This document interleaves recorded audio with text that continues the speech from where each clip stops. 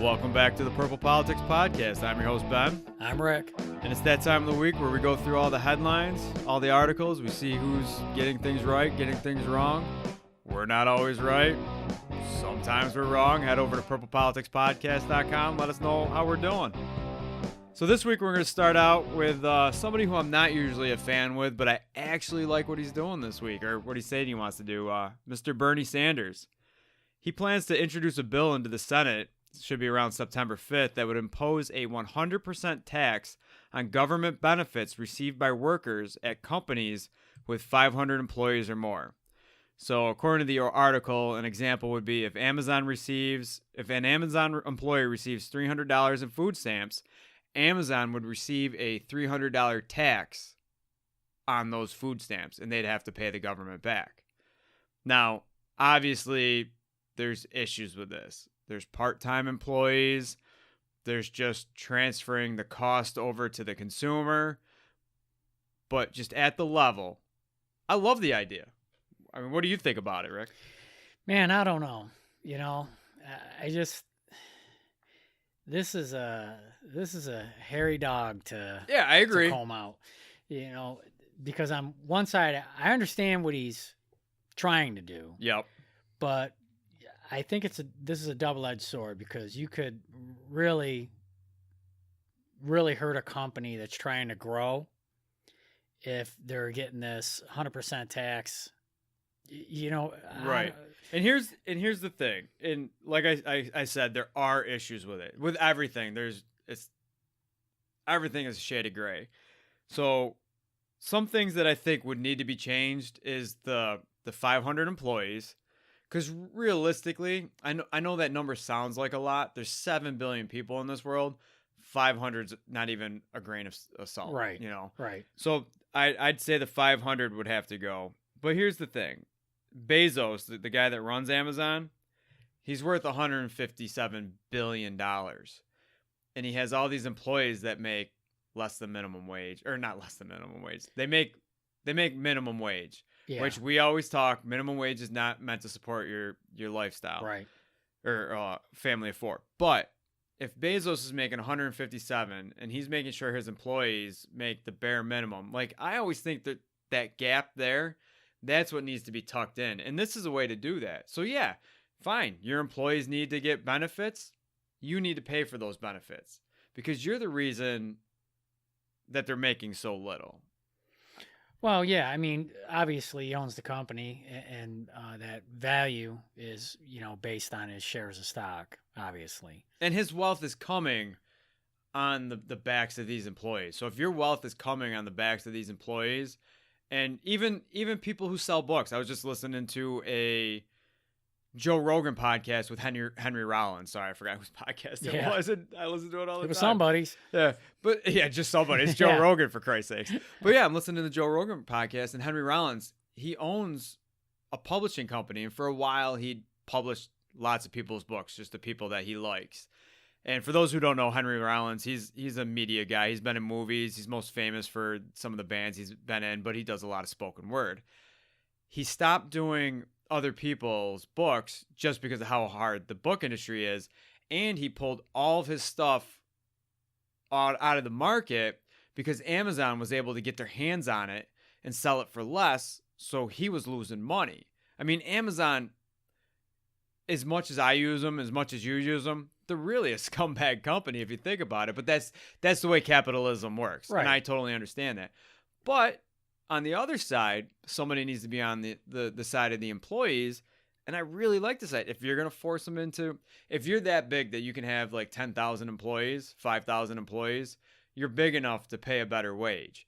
And here's the thing with Amazon though, they have more problems than this. I mean, I've read news stories about, employees not even being able to take a bathroom break.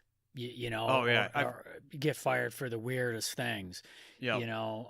The warehouse workers weren't they like not getting lunches? Don't quote me on that. That may be something different. There was an issue just with basic employment employee, rules being met, already, federal guidelines or whatever.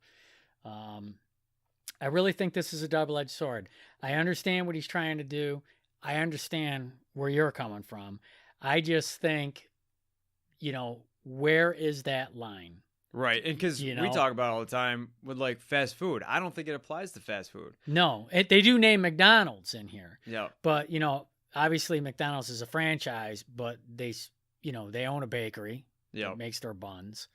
They're a very self-sufficient company. They have warehouses, they have other employees that aren't working physically in the restaurants.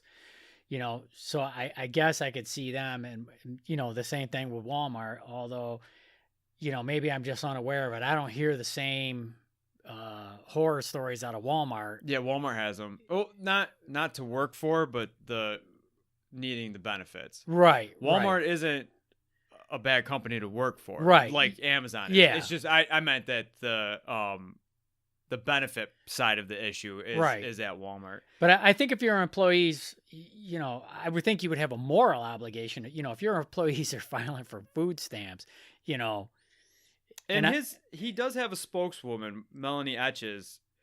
She is quoted as saying that this is misleading because it includes people who only work for Amazon for short periods of time and who choose to work part-time. Yeah, I'm sure they have holiday help for the Christmas season. Right. I mean, and that's where I'm saying that there are issues, because I don't think it should include them. If you choose to work, I have to sign paperwork all the time at work, and you have to read what it says. Yeah. But a lot of the times it's saying that because you sign this, you're choosing to forego that. So fine.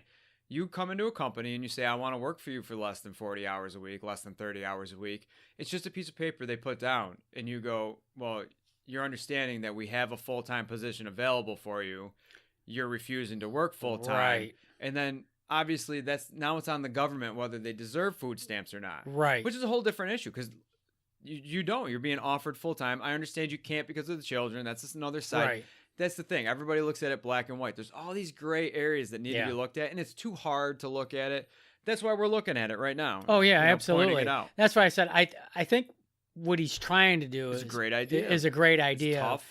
But, as I read through the article, there's just things. I don't want to get hung up on, what the company, like Jeff.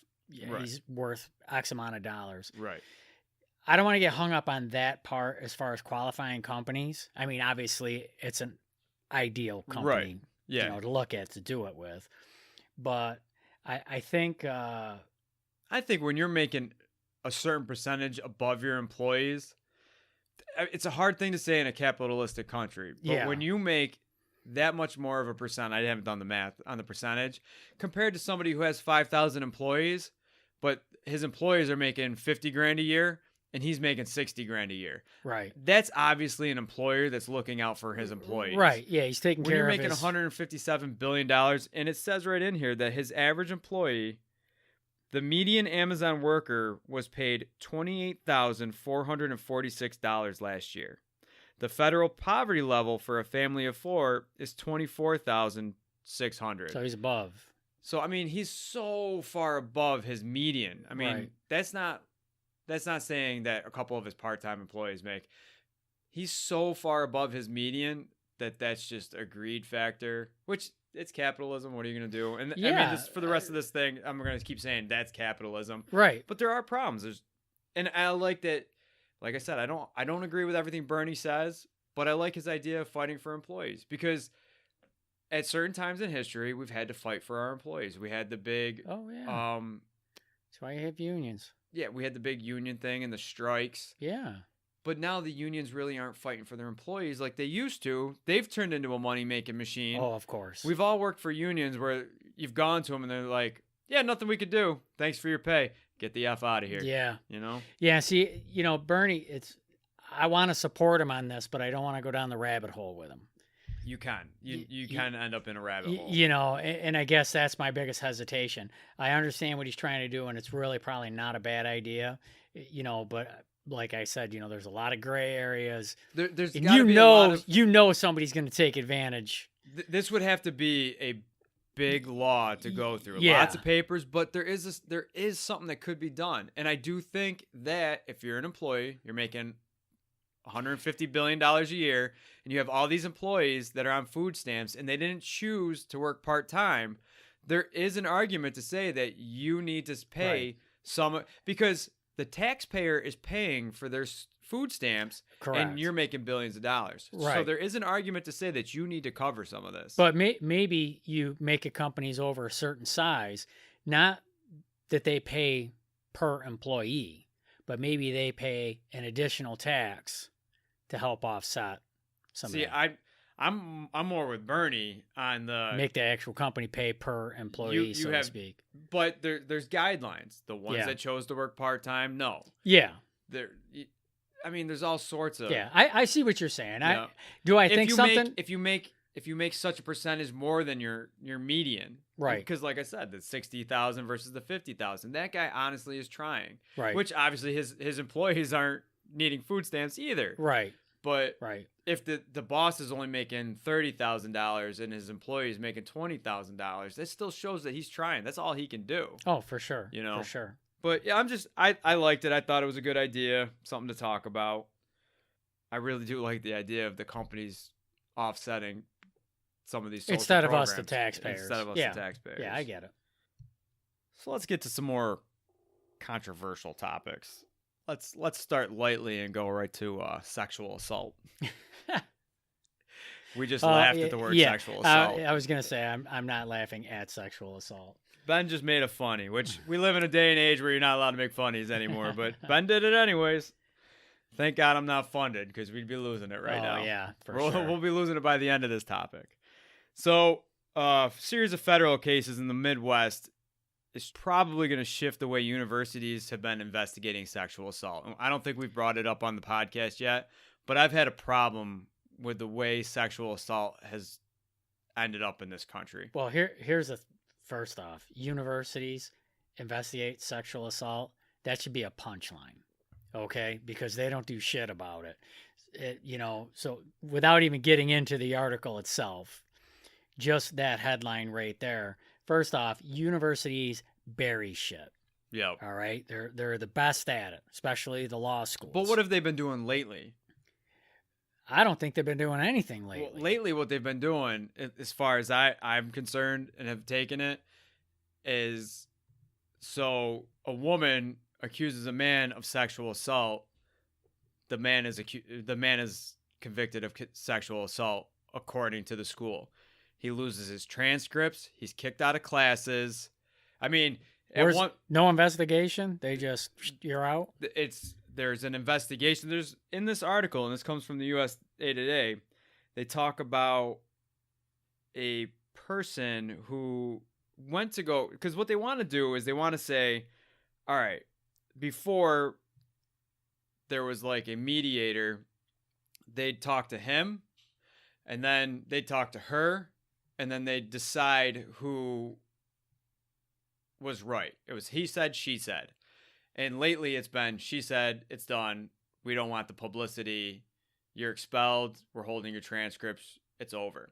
Wow. And then, so what they want to do now is they want to say, you know what? Just like in a court of law, you have the right to face your accuser, even if it's over something like Skype.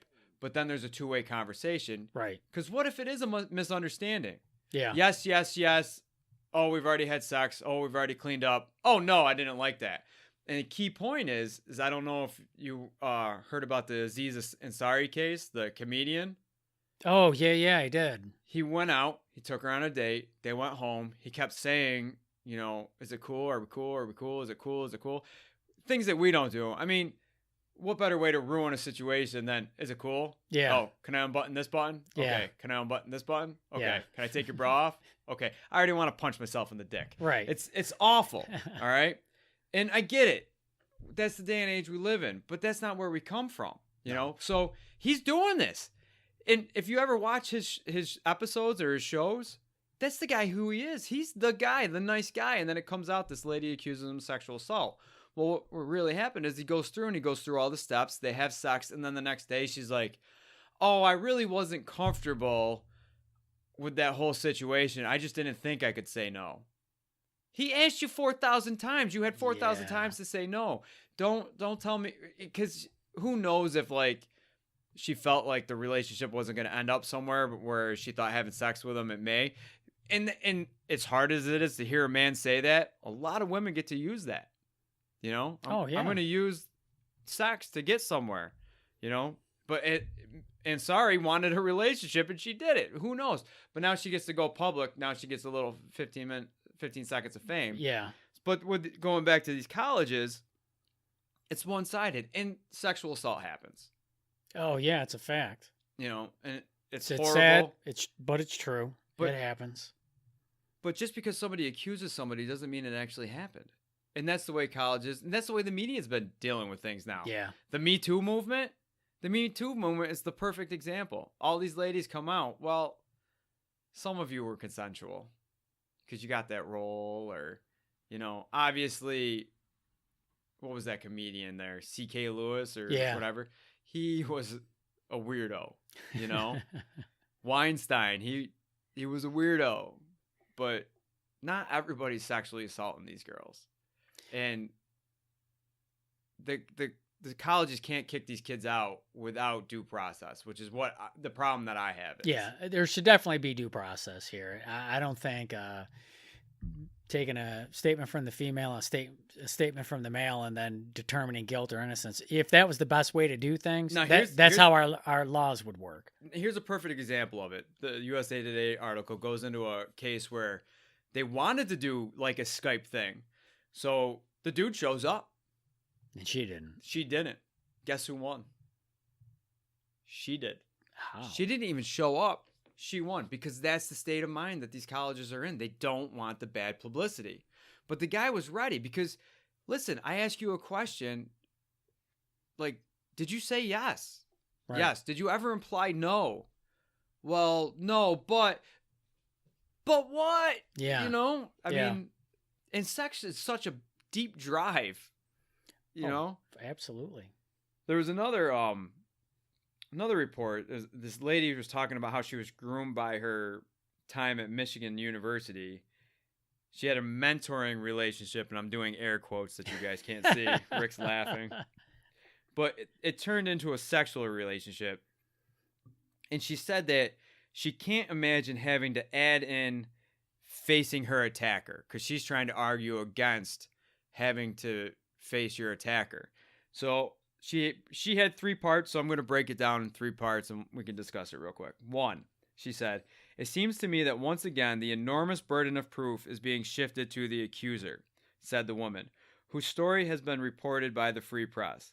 "And more importantly, it highlights the way the society reflexively treats women with suspicion. Why shouldn't there be a burden of proof? That's the way the justice system works." Yeah, and you know, I mean, she's literally saying, "I want guilty until proven innocent." Yeah, no, and that's horrible. Yeah, their lives, even more lives, will be ruined. Exactly. Do you know what I'm saying? So, but I mean, I don't think it's it's no big secret. I think, women they're slighted. Yeah. You know, they really are. So, it's almost like, if I was a female, I would fight on the front of every fight as well, no matter what it was. Yeah.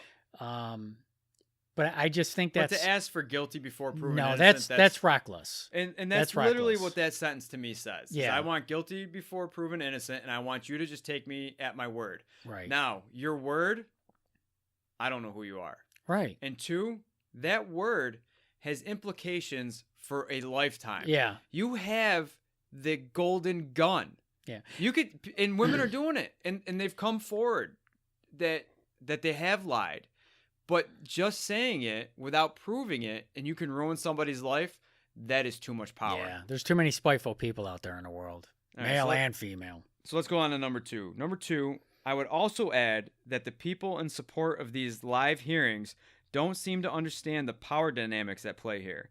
If a person already sexually assaulted me, already took all of my power and agency away from me, it's going to be difficult for me to believe that he can't do it again as he's sitting there cross-examining me.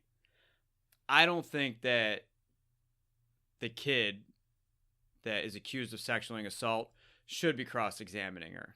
I think that there should be, just like lawyers or somebody, they should be doing the cross-examining, and a judge even if it's in a school setting, they have a person representing each person. I don't think the man should be asking the woman anything. Well, how about this? Wouldn't it make more sense that if they really felt there was a sexual assault that occurred, why not turn it over to the local authorities? And wait for an outcome to come. And then, depending on the outcome, guilt or innocence. Yep. But this one kid, he just wanted to transfer schools. And I don't think guilt or innocence had been determined. Right. The school would not give him his transcripts. So until it's done, he's innocent. Yeah. Send it to court. That's 100% what I want. Yeah. Is to go to court, and if the bastard did rape her or sexually assault her, put the my feelings on jail. Send him to jail. Put him to hard labor. Yeah. I'm not saying that they don't do it. I really have a hard problem with guilty before innocent. Yeah. But this right here, I've got issue with the way most universities handle it. I don't like what she's saying here is he's already taken all of my power away from me. How do I not? What does she think he's going to sexually assault her at the questioning? Well, no. I get that you could be afraid. Yeah. But that's why I think there should be representatives. If you're that afraid, but again, if this is legitimate, and when I say legitimate, if somebody makes the accusation, in my mind, now it's legitimate. Send it to court. Call the local police or and I'm the sure state that they police do. And let them handle it.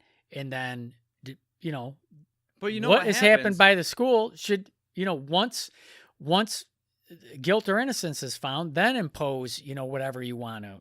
Do you understand what I mean? But what happens is the universities kick these kids out of school. They shouldn't be. And then the jury knows that this kid got kicked out of school for it, and now he's already guilty in the jury's mind. Yeah, well, yeah. They shouldn't be doing... Everything just should be sent to the justice system and dealt with that way. Yeah. Here's the thing, okay? When you talk about colleges, all right, if a sexual assault occurs, it's your home or out at a bar or in the park. The local police are called and they start working on a case. Yep. The college should be no different. If there is a crime that is committed, okay, especially sexual assault, it should be turned over to the police. Now, I know some universities have campus police and they're, they can arrest people, they have guns, But it should still end up at the justice system. It still should end up in court, Yep. not some kangaroo court. Well, But my thing is if they're doing it at the university and they're having to go through these sexual assault things, why didn't it go to the police? And if it's so low that it shouldn't go to the police, then there's nothing to worry about. Exactly. So let's move on to our last argument and then get off this because I'm uncomfortable even talking about this. Yeah, it's a hard thing, but somebody's got to talk about it. Yeah, for sure. All right. If this practice would have been adopted in my case, I would have felt that the cards were stacked against me before I even had a chance to come forward. I probably still would have reported him, but I would have been an unstable emotional mess if I had to endure his questioning me in front of investigators, which really would not have lended itself to my believability. 1. All right? And I'm sorry if this makes her feel bad. Tough shit. Because what happens when that mother sees her child out front get shot in the face? Baby's head just poof, blown away. Now she has to go to court and argue with the douchebag's attorney that just shot her kid. Do you think she's not an emotional mess? Yeah. She's the victim here too. So you got sexually assaulted. She just lost her baby. She should have to go to court, but you should just be able to say, yeah, he did it. Yeah. He did it. I don't ever want to see him again. Yeah. And how many relationships end up badly and then that can be used against them? Oh, absolutely. Send it to court. Get it out of the colleges. Yeah. Put it where it belongs. It doesn't belong in the dean's office. And let's get back to watching Aziz Ansari because he's hilarious. So while we're talking about jail and stuff, let's talk about California and getting rid of their bail. We got this out of a Reuters article. But right now, California is trying to pass a thing that says that judges would be allowed to rule out release for people accused of felony acts of violence, misdemeanors, all that stuff without bail. They're trying to get, because bail is a rich man, poor man thing. Oh, for sure. The poor people can't pay it. There's the one guy who, my buddy Billy, he was telling me about this this millionaire. We got in this argument about bail a while ago, but this millionaire who I think he decapitated his wife, killed her, whatever. He did something to her, paid like $1 million bail, and then hopped on his yacht and took off. You know, so he can afford to pay the bail and get away with it. He can afford to run. But then there's people that are innocent and that are stuck in jail because they can't afford the $1,000 bail. Oh yeah. So it is a rich man, poor man thing.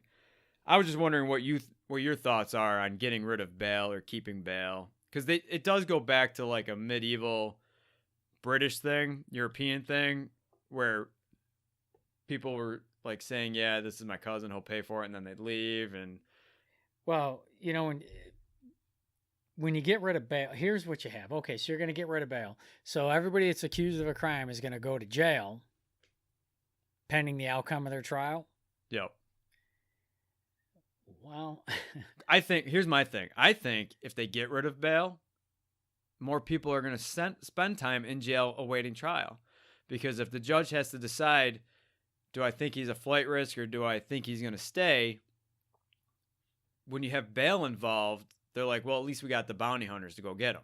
right. Well, we're overcrowded in all our jails and prisons. Yeah, and we talk about that all the time. Yeah. This doesn't go towards like what we think about the jail system, because that is really fucked up as it is. Yeah. I mean, they're seriously overcrowded. So, you know, I would really need to look at some stats to see, you know, how many arrests are there a day? You know, bailable arrests. You know what I'm saying? Not, you know, taken down, booked, and given a ticket to come back to court. I'm talking about, you know, processed, fingerprinted, and then they go in the cell and have to be bailed out or stay, you know, till they have a hearing. Yeah. The problem is they're overcrowded now. So there's so many people on bail, and I have a friend that works in the justice system, and I wish I knew off the top of my head, you know, in any area, okay, there's this many are on the docket, this many are out on bail, and this many are sitting in there awaiting their date because they couldn't afford bail. I think you'll see some astronomical jail numbers go up. In these jails, you know, when you think about it, you know, they end up at the sheriff's jail. Yeah. You know, they're only so big, you know, so by doing this, do you have to increase the size of the jails? You know, I don't know what the solution is here, and I understand what you're saying. I honestly don't think there is a solution. No, because if, you know, let's face it. The solution is to figure out our ridiculous justice system. Right. Stop putting people in jail for smoking weed. I was just going to say a bong. I mean, yeah, you know, dumb shit, you know. But here's the problem. All right. But then again, stop breaking the fucking rules. Yeah. Most of the people that are being arrested are arrested for smaller charges. I'm not talking about murders. I'm talking about, you know, minor drug charges. Yeah. You know, they caught you with a nickel bag of weed or a dime bag or whatever it is. Yeah. You know, and then, you know, they're sitting in jail. You know, that's kind of crazy. You know, do you jail for only violence now? Right. Do you know what I'm saying? Yeah. Well, I think the big problem with bail is the only people that win with bail are the rich people, and the only people that are hurt by bail are the poor people that didn't commit the crime. And there's more poor people on trial than there are rich. Yeah. You know, but you know, if they're wealthy, does it really matter? I mean, you know, if the guy's got the $1 million, you know, he pays the $1 million and he boogies. Yeah. You know what I'm saying? So, you know, I don't know. I mean, if somebody's a flight risk, you know, put an ankle bracelet on them. Yeah, I think that's what they're talking about, is doing more stuff like that. Yeah. They bring up how the federal rules work. Yeah. There's not bail there. They just say you can't travel from states. Right. Here's an ankle bracelet. I'm fine with that, but yeah, throw an ankle bracelet on them. Yeah. It'd probably be cheaper. Yeah. Well, yeah, because they're eating their own food. They're living in their own house. You can go wherever you want. Yeah. Don't take that ankle bracelet off. You know? Yeah. Or even restrict their movement. You know what I'm saying? Can't leave the state. Yeah, can't leave the state, but you can go to work. Yeah. Can't go to the bar. Yep. You know, but you can go to the restaurant. See, I'm even fine with, because innocent until proven guilty. Right. I get the state not leaving the state. You can do whatever you want as long as you stay in the state and you leave that ankle bracelet on. Right. Until we prove your guilt. Right. So heading back to women. The Yeah. Dine-and-dash dater faces 10 felony counts for allegedly skipping out on dates before the bill. I don't know why I'm laughing. I think it's hilarious. Yeah, it's definitely Because you know what? If his name wasn't Paul Guadalupe Gonzalez and it was Paul Law Guadalupe Gonzalez, story wouldn't be happening. Yeah, probably not. Because women have been doing this for years. Yeah. And I dare any woman to tell me right now that I'm being sexist. This has happened to almost every guy out there. They go out on a date. The woman, they're taking them to a fancy restaurant. The woman doesn't really want to go out with them, but hey, it's a nice fancy restaurant. Yeah. No, there's never going to be a relationship. He's expected to pay the bill. Really? I mean, honestly, in this day and age of like equality and stuff, are guys still not expected to pay the bill, hold the door? They still want it, but then they want to bitch about it when shit happens to them. So, and I get that this guy was excessive about it because he did it to a ton of women. Yeah.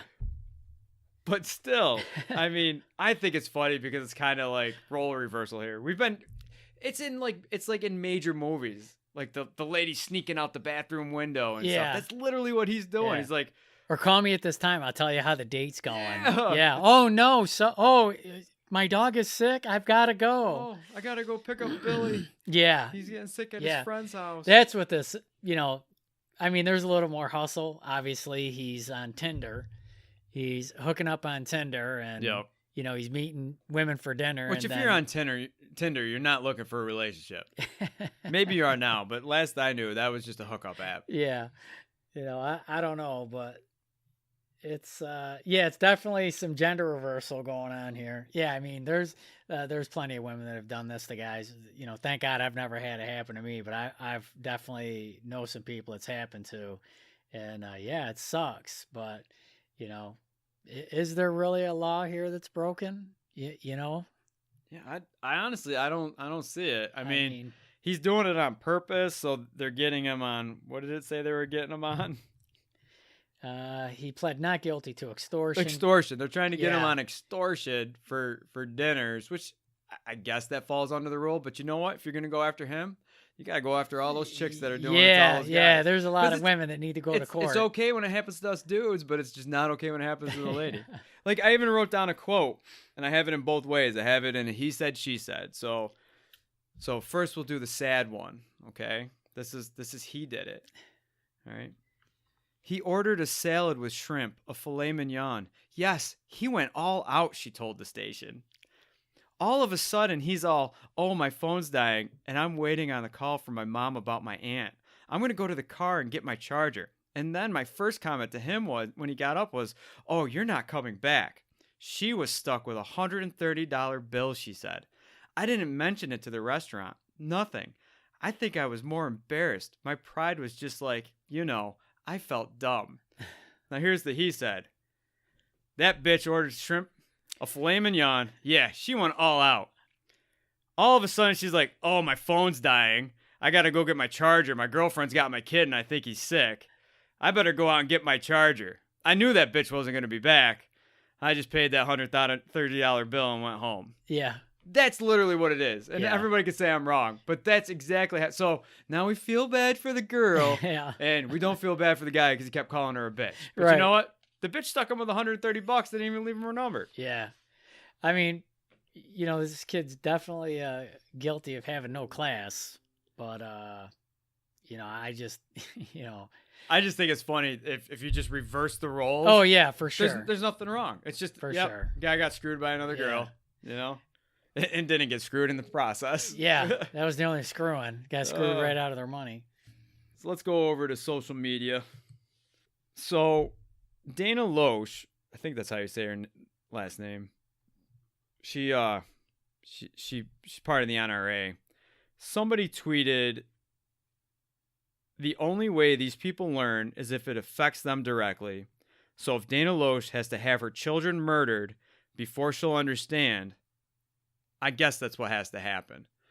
Now, Twitter, Facebook, all the social media platforms, they are big on pulling down threats. Yeah. And this was thrown to them and said, hey, you need to look at this. It was marked unsafe or whatever. And Twitter was like, no, we're fine with it. It sounds good to us. Now, her husband was like, wait. This dude just literally said somebody needs to kill my children, and you think it's a good post? And Twitter was like, well, on second thought, I guess we'll take it down. It's just ridiculous. Now, I am fine with what he said, with the only way these people learn is if it affects them directly. Because I can understand that you're saying that they're oblivious to it till it happens to them. Right. And then he goes, so if Dana Loesch has to have her children murdered before she'll understand, even though it's slippery. It's a slippery slope. But it's still fine. Here comes the nail. I guess that's what has to happen. That is a threat. I guess that's what has to happen is you saying, I'm going to go kill her kids, or you should go kill her kids. Or somebody should. Or anybody who hates the guns should go kill her kids. That's unacceptable. I'm almost even fine with you saying that somebody has to kill her over her kids, because you're never going to win an argument when you bring in kids. Right. But this person did a threat, and Twitter was like, yeah, we'll save it. But if I say somebody should fart on Hillary Clinton, it would be pulled down because I'm threatening to flatulate on Hillary Clinton. I mean, it's social media is two-sided. And we got another story coming up right on the back of this that proves it. But how can you read that, look at it once, and be like, no, that's not threatening? I mean, there's nothing in that's not threatening. Right. I mean, why do people say the dumbest shit? You know, does that, this is, Dana Loesch, she works for the NRA. Yeah. Right? It's her job. Yeah. So if their position is pro-gun, which it is, and who knows, the person who, maybe they lost a child by gun violence, maybe they didn't. Yeah, this guy didn't. I looked up the guy. He's just some douchebag that had to say shit. He's talking shit. Yeah, talking shit.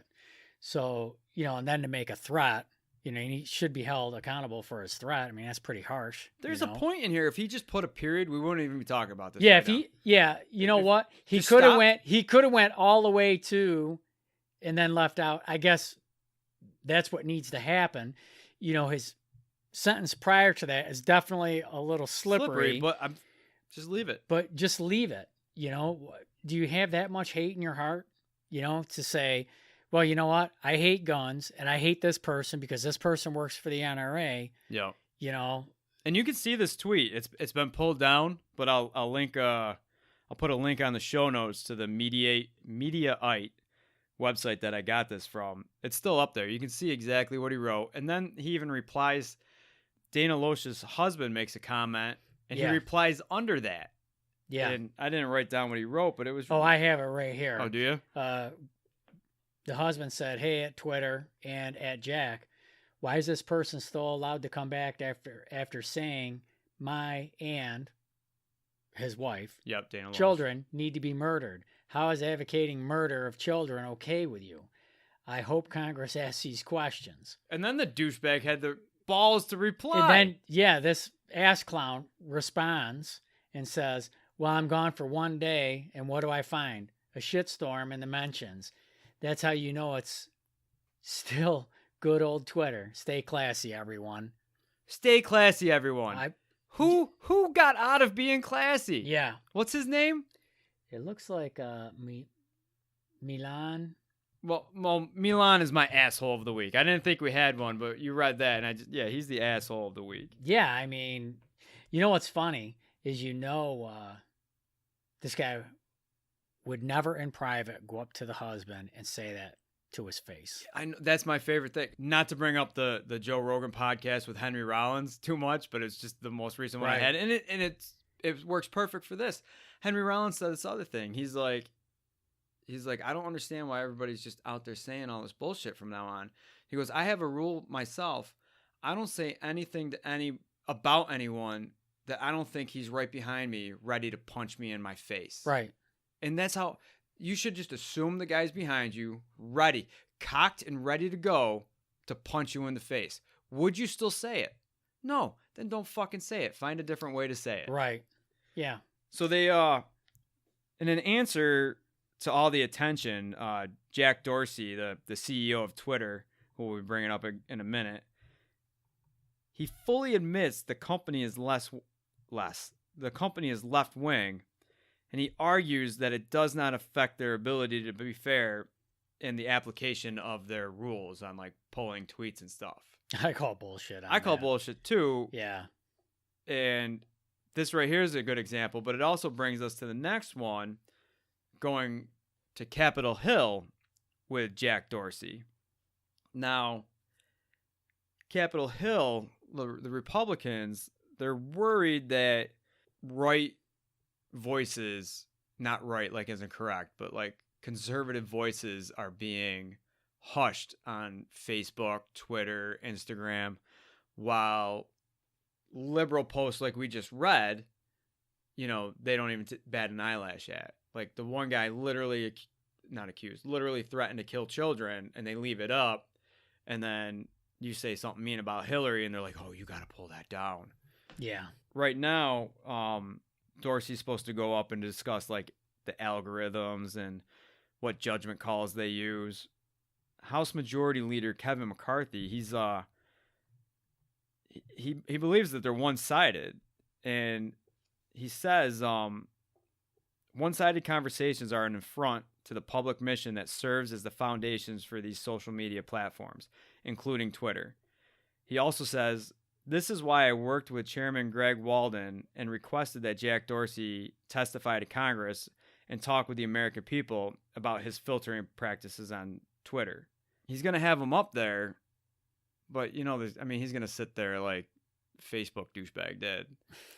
But they faced liberal bias and censoring. I mean, they've been going on for years, and they're not going to change anything. No, I don't understand why. I mean, like right here, they're Selena Zito of the New York Post. She wrote that her column, which she says contained no expletives, conspiracy theories, hate speech, or sexual language, was removed by Facebook and Twitter without explanation. So when I heard that, I was like, well, I'll do some digging. And it actually took me some digging. But I think the report she's talking about is called Why Trump Supporters Won't Care About Cohen and Manafort's Convictions. Now, I'm not going to read the whole report. I'll put a link into the show notes so you can read it. But here's the sentence that I think caused it to be pulled. Now, hold your pants, because you're about to be fucking pissed, all right? Because she says, so the question becomes, can the Democrats pick someone who is Trump, someone who just says, I don't trust anybody in Washington either. They all suck. The Democrats suck. The Republicans suck. And Trump's a crook. She just went after everybody. Right. Oh, that bitch. Yeah. That is honestly, I read the whole article. That is honestly the meanest line in the whole thing. So today I was listening to a podcast on like Facebook and Twitter algorithms and how they get pulled or kept. And there's people over in Vietnam. They get this handbook. It's got what's allowed, what's not allowed. And it's things like for like pictures, it's the inside of bodies on outside. Any of that is pull, So if you can see a bone or guts, but then sometimes they let it stay, like in the Boston bombings. You saw the guy in the wheelchair with his bone sticking out. They left that because they believed it was culturally significant. And then they left this lady who was getting decapitated down in Mexico. They left that up as a way of telling the world this is really what's going on because of the Mexican government. But then there's also this little lady in Vietnam. Anything that offends her, even if it doesn't apply to that book she's given, she pulls it down to protect the kids. So my question is how many liberal people are on this board and they just see something that's anti-liberal and they just pull it, even if it doesn't break those codes. Yeah. But then Facebook and Twitter, they have to stick behind that ruling until they can investigate. And now they're like 20 minutes behind. And now they're like demons. So I don't want to stick up for them, but they're not literally the ones pulling these posts.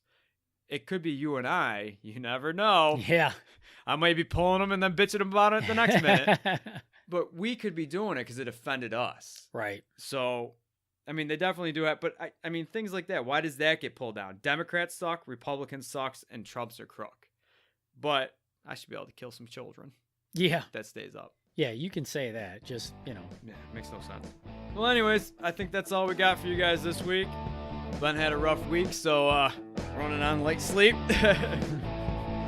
Head over to purplepoliticspodcast.com. Let us know what you think. You can follow us on Facebook at Politically Purple, Twitter at Rick and Ben, Instagram at purplepoliticspodcast.com. We'd love to hear from you. If you enjoyed this show, hated this show, please leave a review on iTunes. There's no way for us to get better and to know how we're doing than a 5-star review or a 1-star review. And just leave us a little comment. I'm your host, Ben. I'm Rick. And this has been the show.